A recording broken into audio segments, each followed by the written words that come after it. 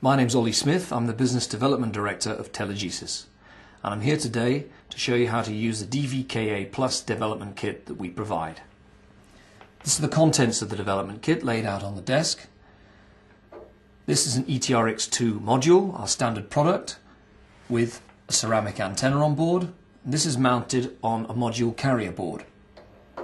We provide two of those in the DVKA Plus kit. We also provide two power amplified modules, one of which comes with an Erosi connector, so that you can connect to that via this cable an external antenna to try for range. These MCBs are powered by battery packs. You can alternatively power them with your own power unit. In the same box you get the Telegesis USB module and also the all-important development board together with a USB cable.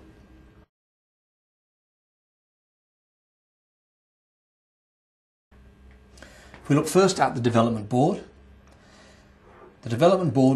is designed with a Harwin connector so that we can mount, taking care that all the pins connect, the standard ETRX2 module. And in fact today I'm not going to use the power amplified versions, I'm only going to use the ETRX2 standard modules. The development board can then be plugged in to your PC quite simply by the cable provided.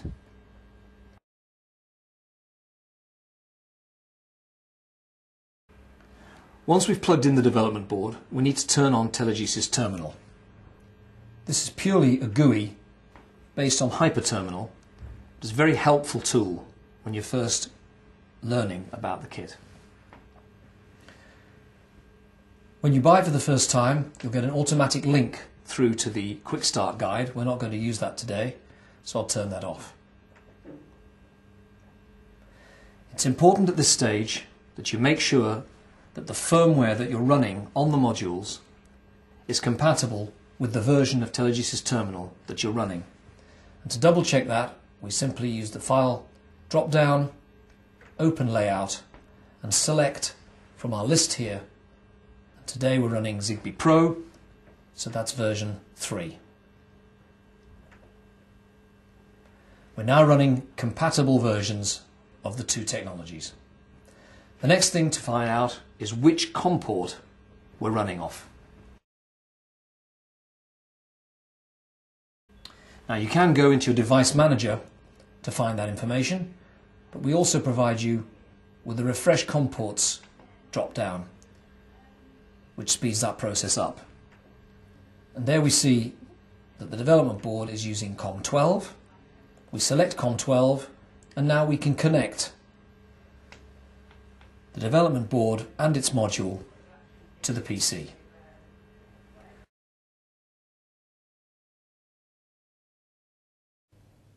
Now type ATI into the command window.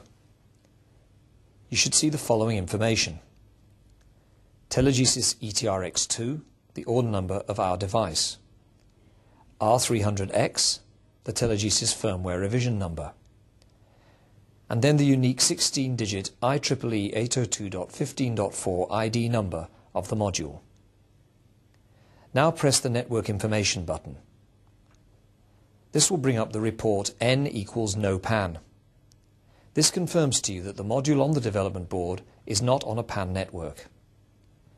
We are now able to establish a PAN by pressing the Established PAN button. The module on the dev board will now scan the 16 channels available to it, numbered 11 to 26, and select the one with the least radio noise.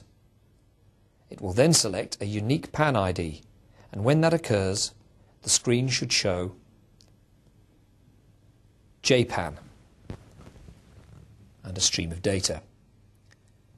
This PAN information breaks down as the channel number, the PAN ID, and the extended PAN ID.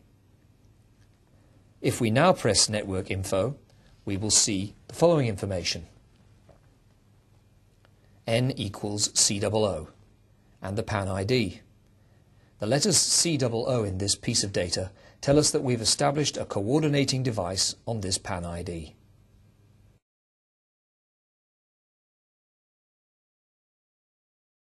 Now we'll turn our attention to the modules. These modules are mounted onto a carrier board. The carrier board comes with some built-in functionality to make it easier for you to experiment and familiarise yourself with the technology.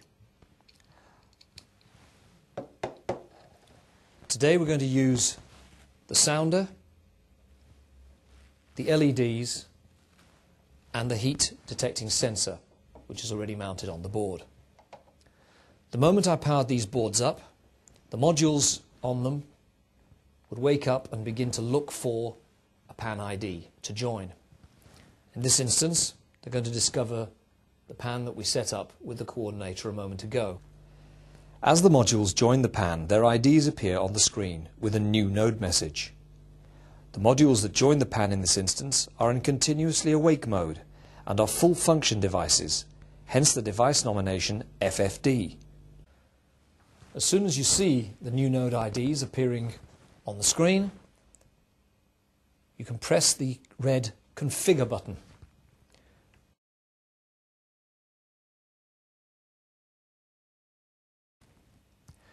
The action of configuring the network also has another result, and if I pan down the list of buttons, you will see that we now have some added buttons in red. And these are denoted LED 1 and LED 2 on and off buttons. If I press LED on board number 1, you'll see that the LEDs light up on the module carrier board. LED off turns the same lights off. The same is true for LED 2. The LEDs light up, and I can again turn those off. The reason why this works for you is because if I just hover the cursor over the button, you can make out the command which lies just beneath the button. And what we've done for you is we've put a whole series of commands under these buttons automatically for you, so that you can avoid the necessity in the early stages of typing in those commands. But in fact, all these commands are available in the extensive command dictionary, which you can download from our website.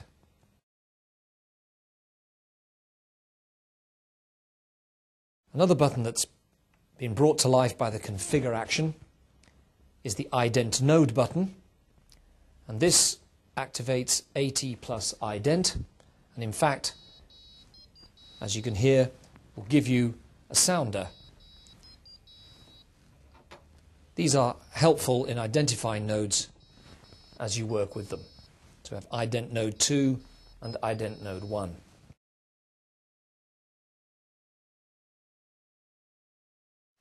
And so with those commands, we've demonstrated how we can send a command to the I/O on the modules to carry out a function, in this instance to set off the LEDs and to sound the sounder.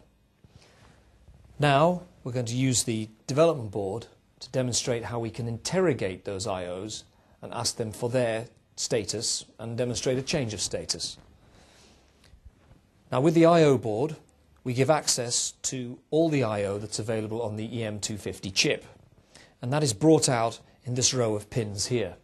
In fact, a number of our customers connect to these pins in their prototyping stage and then remove the jumpers, thereby giving them simple access to the I/O on the module. The I/O here with the jumpers on actually connects to this row of buttons and to this row of LEDs.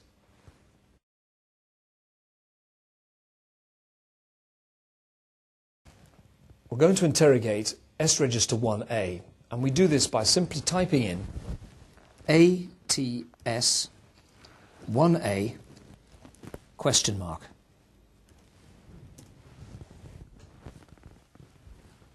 And using the resend last command button on the screen and pressing the buttons here on the development board,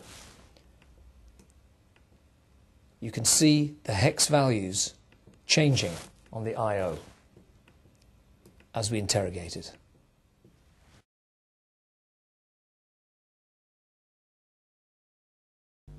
The ETRX357 manual fully explains what parameters are required for each of these commands. Using the manual, you will select the commands and the parameters that you need for your project. Each of the commands are explained individually. If we now look at the S registers, these allow you to set up the network and provide sophisticated functionality already built into the firmware, ready for you to configure to your application. We saw earlier we were writing to register 18 to turn the lights on and off on the dev kit. With Telegesis Pro, you have 4 A to D inputs that you can read data from. You will see that there are timers and functionality registers which work together. Looking at the functionality available for register S38, we are going to use the function 0110, and by using 8110, that function will repeat every time the counter resets.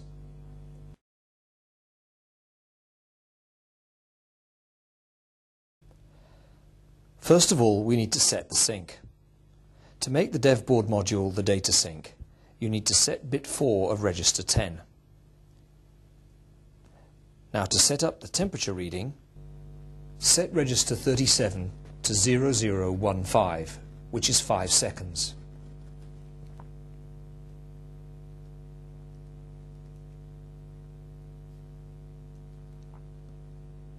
And then set register 38 to 8110.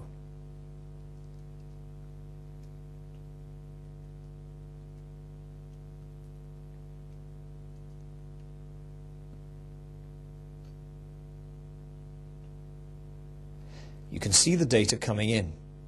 You can then activate the graph and see the temperature readings updating from the modules every 5 seconds.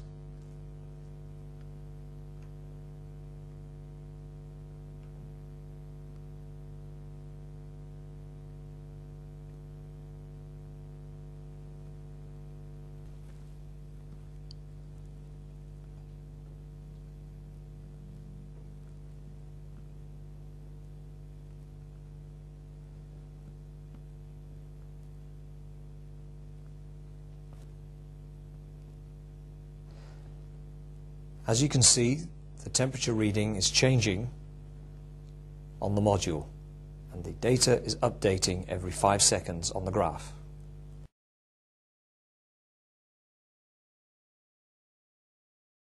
I'm now going to demonstrate broadcast functionality.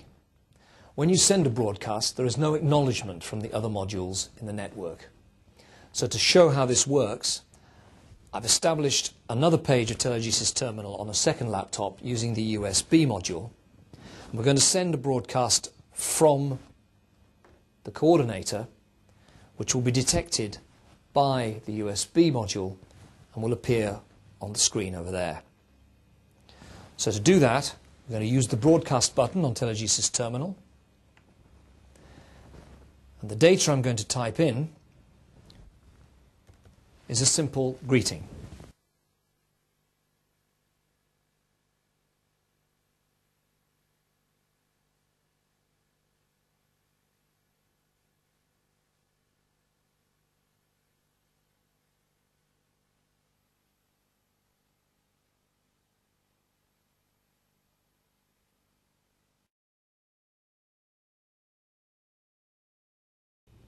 Thank you for your time today. I hope you took something from my demonstration, and please don't hesitate to contact us when you need more information.